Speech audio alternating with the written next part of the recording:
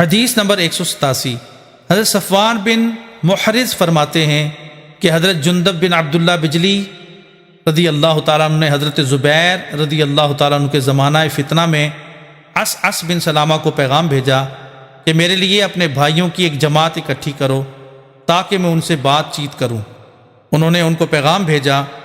جب وہ لوگ اکٹھے ہوئے تو حضرت جندب تشریف لائے۔ ان پر زرد رنگ کی چادر یا ٹوپی تھی۔ فرمایا تم آپس میں گفتگو کرو حتیٰ کہ گفتگو ختم ہو جائے۔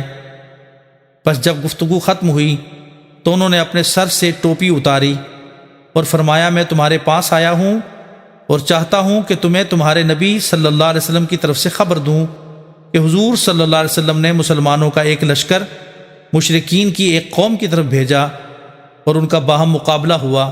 مشرکین میں سے ایک شخص ایسا تھا کہ جب وہ کسی مسلمان کو قتل کرنا چاہتا تو اسے شہید کر دیتا، اور مسلمانوں میں سے ایک شخص اس کی گھات میں تھا۔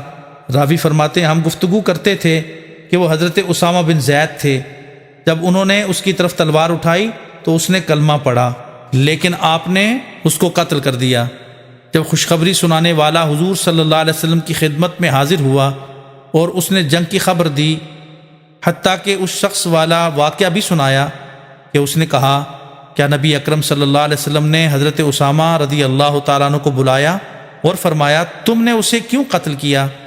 انہوں نے عرض کیا یا رسول اللہ صلی اللہ علیہ وسلم اس نے مسلمانوں کو شہید کیا اور فلاں فلاں صحابی کو قتل کر دیا۔ ان کے نام بتائے۔ عرض کیا میں نے اس پر حملہ کیا، جب اس نے تلوار دیکھی تو کلمہ پڑھا۔ نبی اکرم صلی اللہ علیہ وسلم نے فرمایا تم نے اسے قتل کر دیا؟ عرض کیا جی ہاں۔